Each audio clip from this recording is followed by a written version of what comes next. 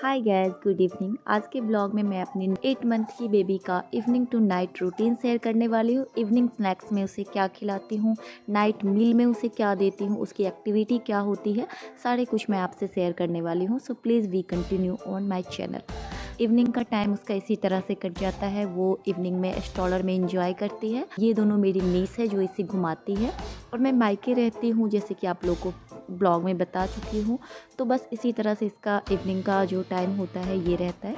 ये अपनी दोनों बहन के साथ खेलती है, इवनिंग में इंजॉय करती है, स्टॉलर में घूमती है, और थोड़ा बाहर का जो भी होता है वो सब एक्सप्लोर करती है, और पत्ते पेड़ पौधे सारे कुछ देखती है, खुश होती है। इस तरह से इसका इवनिंग का जो रूटीन होता है वही होता है। मैं हर रोज़ इसको इवनिंग में ये कोशिश करती हूँ कि स्टॉलर में घुमाऊँ, दिखाऊँ, बाहर का पूरा नेचर को फील करवाऊँ। और पेड़ पौधे आप देख सकते हो मेरे घर के पास बहुत सारे हैं। बाहर का जो व्यू है वो बहुत ही अमेजिंग है। तो ये सारी चीज़ें ये देख के एक्सप्लोर करती है। और मैं आ जाती हूँ इवनिंग में सबसे पहले अपनी बेबी का स्नैक्स रेडी करने के लिए। और स्नैक्स में मैं उसे पोहा या हलवा खिलाती हूँ। आज मैं उसे पोहा खिलाने वाली हूँ। पोहा की रेसिपी भी मैं आपसे शेयर करती हूँ। तो पोहा को लेना है थोड़ा सा 1 स्पून बस, क्योंकि बेबी ज़्यादा तो खाती नहीं। उसको पानी से थोड़ा सा धो लेना है। थोड़ी देर के लिए आप इसको पानी में भिगो के छोड़ दो, जिससे ये ज़्यादा सॉफ्ट बनेगा। और देसी घी लेना है, और ये जो घी है वो मेरी मम्मी ने खुद घर पे बनाया है। तो आपके पास जो भी हो आप ले सकते हो। घर का घी हो तो ज़्यादा ही शुद्ध होता है, इसीलिए थोड़ा सा घी देना है उसमें। और ये पोहा को छान लेना है अच्छे से। और 2 मिनट 1 मिनट के लिए इसको अगर आप भिगो के छोड़ देते हो तो ज़्यादा सॉफ्ट बनता है।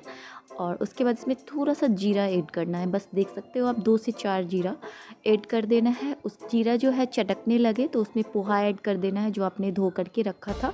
इसमें सॉल्ट ऐड नहीं करना है। मैं बेबी को सॉल्ट नहीं देती हूँ, इसीलिए आप सॉल्ट अवॉइड करो, क्योंकि 1 ईयर के बाद डॉक्टर सजेस्ट करते हैं सॉल्ट के लिए।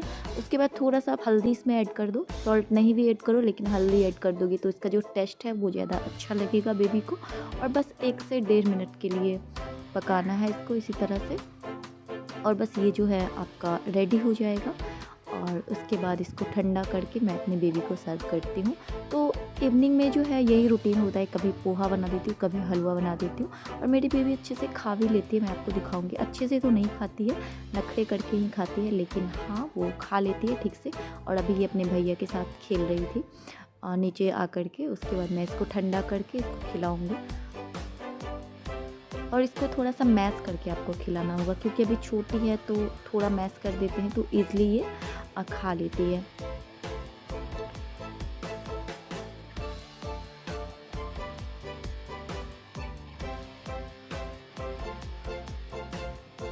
और ये बच्चे में ज़्यादा घिरे रहना चाहती है। आप देख सकते हो अभी मेरी छोटी वाली नीस है तो इसके साथ बॉल के साथ खेल रही है। बस ऐसे ही ये खेलती है। और खाने के टाइम भी इसको ऐसे ही घिरे रहते हैं बच्चे के साथ एंजॉय करते हुए। बहुत टाइम से खाती है। हाँ, खाने में नखरे नहीं करती है, लेकिन टाइम बहुत ज़्यादा लगता है, क्योंकि अभी इससे अच्छे से मतलब निकलना या इसको नहीं आता है अभी, इसलिए।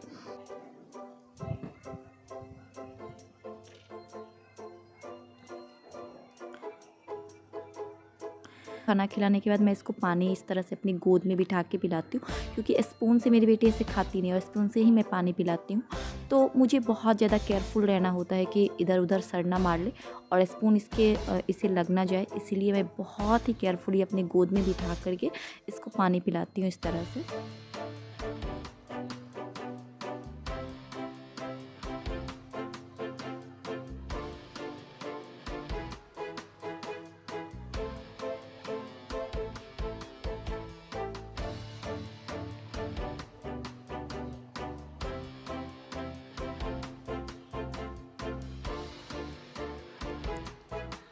बस हो गया, अब इसका टमी फुल है। अब ये थोड़ी देर इस तरह से अपनी बहन के साथ एंजॉय करती है। ये अब थोड़ी बहुत खड़े होने की प्रैक्टिस करती है, और मैं इसको इस तरह से मतलब ट्रेनिंग देती हूँ कि तुम खड़ी रहो। और सामने मैं भी खड़ी रहती हूँ और देखती रहती हूँ, और पीछे इसकी बहन है। और बहुत अच्छे से ये खड़े होने की प्रैक्टिस तो करती है, लेकिन ज़्यादा देर नहीं, लेकिन हाँ 5 से 7 सेकंड तक खड़ी हो जाती है अभी। और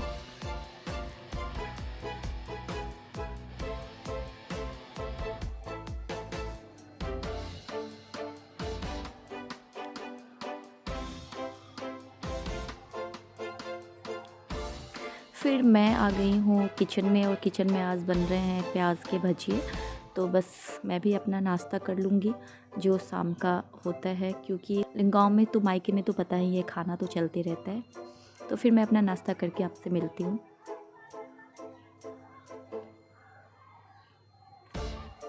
उसके बाद फिर मैं अपनी बेटी को लेकर के आ जाती हूँ। इसको मैं अपने घर में ही घुमाती हूँ बरामदा में, और क्योंकि इसको खाना खाने के बाद, खेलने के बाद और फिर ये थक जाती है, तो इसको रहता है कि मुझे गोदी में लेके थोड़ा सा घुमाओ। मैं आपको दिखाती हूँ कि ये घूमते घूमते कहाँ जाना चाहती है। और जो मेन गेट है हमारा, इसको पता है कि बाहर वहाँ से जाते हैं, तो फिर ये बाहर जाने के लिए जिद करेगी। और गेट जो है, मेन गेट जो है, उसको ये खुद से खोलने की कोशिश करेगी, ऐसे इशारा से दिखाएगी कि मुझे बाहर जाना है। और जब मैं वहाँ पे लेके जाती हूँ तो ये गेट को खुद से खोलने की इस तरह से कोशिश करेगी। और आपको मैं भी दिखाती हूँ अच्छे से। और आप देख सकते हो ये हमारा मेन ग्रिल है, और बस ये इसको खोलने की बहुत ट्राई करती है, क्योंकि इसको पता है कि हम इधर इसी ग्रिल को खोल करके घर के बाहर जाते हैं, तो इसीलिए।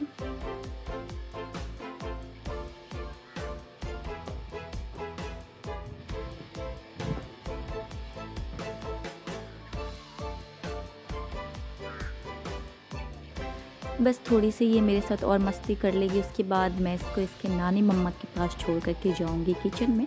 हाँ, कुकिंग मैं हर रोज़ नहीं करती हूँ, लेकिन जिस दिन मैं कुकिंग करती हूँ वो ब्लॉग शूट कर लेती हूँ, क्योंकि मेरी भाभी कुकिंग करती है। और जिस दिन कुछ इस तरह की चीज़ें होती है कि मैं बना दूँ, भाभी तो बोलती है बना दो, फिर मैं बनाती हूँ। मेरे पे कोई प्रेशर नहीं होता है, लेकिन मैं कुकिंग की हैबिट्स भी मेरी छूट गई है, तो मैं सोचती हूँ कभी कभी कुछ कुछ बना लूँ। तो मतलब अच्छा रहता है कि आप थोड़ा बहुत कुछ कर लो कुकिंग। अगर मायके भी हो तो आपके बेबी को सब रखे हुए हैं, तो कभी टाइम मिले तो थोड़ा बहुत कुकिंग कर लेना अच्छा रहता है मेरे हिसाब से। इसीलिए जब मैं कुकिंग करती हूँ तो मैं उसको शूट कर लेती हूँ। और यहाँ पे बच्चे सब स्टडी के लिए बैठ गए हैं, और मैं मम्मी के पास बाबू को दे करके जाऊँगी अभी कुकिंग करने के लिए। और क्या बना रही हूँ मैं आपसे शेयर करती हूँ।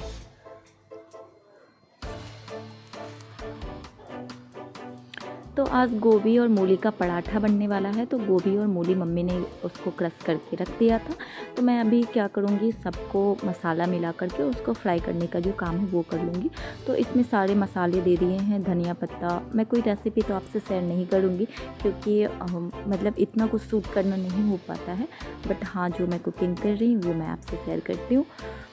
तो बस ये सारी चीज़ें तैयार हो गई है, और इसको पहले मैं भून लूँगी। और जैसे स्टफिंग के लिए जो होता है वो पहले मैं बना लेती हूँ। स्टफिंग बनाने के बाद फिर मैं चली जाऊँगी बाबू के पास। और आज बनेगा गोभी का पराठा, चटनी और आलू गोभी की भुजिया। तो भुजिया जो है वो इधर बन रहा है, भाभी ने पहले ही चढ़ा रखा था, और इधर मैं इसकी स्टफिंग बना रही हूँ। मैं सबको डाल करके इसका जो है स्टफिंग गोभी और मूली का बना के रख लूँगी। और फिर मुझे बाबू का जो खाना है वो भी रेडी करना होगा, नाइट मील। और मैं अपने बेबी को नाइट में जो है वो एक मतलब 2 मील मैंने फ़िक्स कर रखा है, एक डे का और एक नाइट का। तो नाइट में मैं उसको होममेड सेरेलैक देती हूँ, जिसकी रेसिपी भी मैं शेयर करके रखी हूँ अपने चैनल पे। और वही नाइट का मील वही रहता है, कभी कभार मैं चेंज कर देती हूँ, अदरवाइज़ मैं वही देती हूँ। और दिन में मैं खिचड़ी देती हूँ। तो ये जो है 2 चीज़ें मैं कभी मिस नहीं करती हूँ। मैं सोचती हूँ अगर उसका ब्रेकफास्ट और स्नैक्स में चेंज कर दूँ, लेकिन खिचड़ी और होममेड सेरेलैक, ये दोनों डे और नाइट का मील जो है वो मैं फ़िक्स रखी हूँ, ताकि बेबी को भी पता रहे कि हाँ, मुझे ये चीज़ें जो है ये खाना है। तो उसके लिए उसका टेस्ट हमेशा एक बना रही, जैसे हम लोग चावल दाल खाते, रोटी खाते, उस तरह से इसका ये 2 मील मैं फ़िक्स करके रखी हूँ। और इसका खाना बनने के बाद यहाँ पे मम्मी ने आग जला रखा है, क्योंकि अभी मेरी बेबी की मालिश होगी, और मम्मी मेरी बेबी को मालिश करके और फिर उसको खाना भी खिला देगी, क्योंकि मैं आज कुकिंग कर रही हूँ इसीलिए। और यहाँ पे उसकी मालिश भी हो जाएगी, और खाना खिला के मम्मी उसको रेडी करके सुला भी देगी। और तब तक मैं आ गई हूँ यहाँ पे ये बनाने के लिए। पराठा की रेसिपी मैं आपको बताऊँ तो 2 लोई लेकर के 2 जैसे रोटी बेलते वैसे मैं बेल लेती हूँ पहले। अगर आपसे भी अगर गोभी और आलू के पराठे टूट जाते हैं तो मैं आपसे ये रेसिपी बता रही हूँ किस तरह से बनाना है। देख सकते हो आप, मैंने 2 रोटी को गोल गोल बेल करके मतलब रोटी के जैसे रख लिया है। उसके बाद ये जो स्टफिंग है वो इस पर अच्छे से आपको फैला देना है, जो आपने गोभी और मूली का ये स्टफिंग रेडी किया लिया है। और उसके बाद क्या करना है, सेकंड रोटी को इसके ऊपर डाल करके और फिर इसको 1 से 2 बार बेल देना है, या हाथ से भी इस तरह से कर दोगे तो ये बहुत ही अच्छा हो जाएगा। और ये जो है फटेगा भी नहीं, आप देख सकते हो। बस इस तरह से आपको गोभी या आलू का कोई पराठा इस तरह इस ट्रिक से बनाओगे तो कभी नहीं फटेगा और बहुत जल्दी भी बन जाता है। ये मेरा गोभी का जो पराठा है, गोभी और मूली का पराठा बन के रेडी है। और हाँ, मेरी भाभी भी मुझे इसमें हेल्प करी थी। ये हमारा खाना है रेडी, आलू गोभी की भुजिया, मूली और गोभी का पराठा और साथ में हरी चटनी। तो बस ये है हमारा आज का डिनर। मेरी बेटी सो गई है, मम्मी ने इसको सुला दिया था। बस इसी तरह का कुछ मेरा इवनिंग टू नाइट रूटीन रहता है। चलो इस वीडियो को यहीं पे एंड करते हैं, मिलते हैं एक नए वीडियो में नए टॉपिक के साथ। तब तक के लिए bye bye, take care, stay happy, stay beautiful. Channel पे फर्स्ट टाइम आए हैं तो प्लीज़ चैनल को सब्सक्राइब कर देना। Bye bye, take care.